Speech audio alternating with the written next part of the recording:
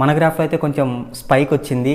ఏంటంటే తెలుగు కంటెంట్ చేసే ఛానల్లో 4 సబ్స్క్రైబర్స్ పెరిగారు అండ్ ఇంగ్లీష్ కంటెంట్ చేసే ఛానల్లో 1 సబ్స్క్రైబర్ అనే పెరిగారు. ఇంకా ఇక్కడ సెకండ్ పాయింట్ ఏంటంటే నేను కోర్సెస్ డెవలప్ చేద్దామని ఉన్నాను ప్రాంప్ట్ ఇంజనీరింగ్ మీద అండ్ ఇంకోటి ఏంటంటే ఏఐ లిటరసీ మీద. ఇక్కడ వచ్చిన ప్రాబ్లం ఏంటంటే నేను అనుకున్న కోర్సెస్ కొంచెం వాల్యూ ఎడిషన్ లో ప్రైజెస్లో ఇద్దామని, సో యూడమీలో కోర్సు అప్లోడ్ చేద్దామని అనుకున్నాను.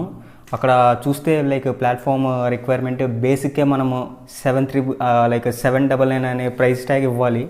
అంత నాకు ఇవ్వాలని అనిపించట్లేదు. సో ఏంటంటే దీనికి ఆల్టర్నేటివ్స్ చూశాను, ప్రజెంట్ అయితే ఏం దొరకట్లేదు. ఒక బెస్ట్ వే అయితే దొరికింది. ఏంటంటే ఒక డొమైన్ పర్చేస్ చేసి లెర్నింగ్ ప్లాట్ఫామ్లో ఉన్న ప్లగ్గిన్స్ కానీ సో ఇట్లా ఇంటిగ్రేట్ చేసుకోవాల్సి వస్తుంది. ఇది ప్రజెంట్ అయితే కొంచెం హోల్డ్లో పెట్టాలి. ఇంకా నెక్స్ట్ వచ్చేసరికి సో మన దగ్గర ఆల్రెడీ ఒక మానిటైజ్ ఛానల్ ఉంది, దాంట్లో కూడా కంటెంట్ స్టార్ట్ చేయాలి. ప్యారల్గా ఏంటంటే దానికి మళ్ళీ ఇంగ్లీష్ వర్షన్లో కూడా ఒక ఛానల్ని రీక్రియేట్ చేయాలి. సో ఇది టాస్క్. కాకపోతే ఇంకా స్క్రిప్ట్ అనేది దీనికి ఇంకా స్టార్ట్ చేయలేదు. ప్రజెంట్ ఏంటంటే ఈ మంత్ 60 వీడియోస్ అనేది మనము చెప్పాం కదా, పేపర్ బోర్డ్లో ఉన్న స్టఫ్. సో 60 వీడియోస్ అయితే మనం అప్లోడ్ చేయాలి. సో అప్లోడ్ చేసిన తర్వాత ఇంకా మనకేంటంటే ఇందులో కూడా మనకి కొంచెం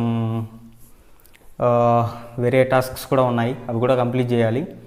ప్యారలల్గా ఏంటంటే మనం కమ్యూనిటీ అనేది బిల్డ్ చేయాలి. వాట్సాప్లో ఆల్రెడీ ఒక ఛానల్ అనేది క్రియేట్ చేసాము. ఇంకా దీంట్లో కూడా కంటెంట్ చేయాలి. దాంట్లో మళ్ళీ రీసెర్చ్ ఆర్టికల్స్ మనం స్టఫ్ అనేది పెట్టాలి కమ్యూనిటీ బిల్డ్ చేయడానికి.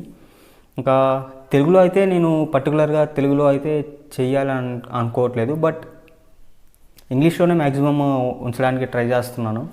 చూద్దాం ఏమవుతుందో.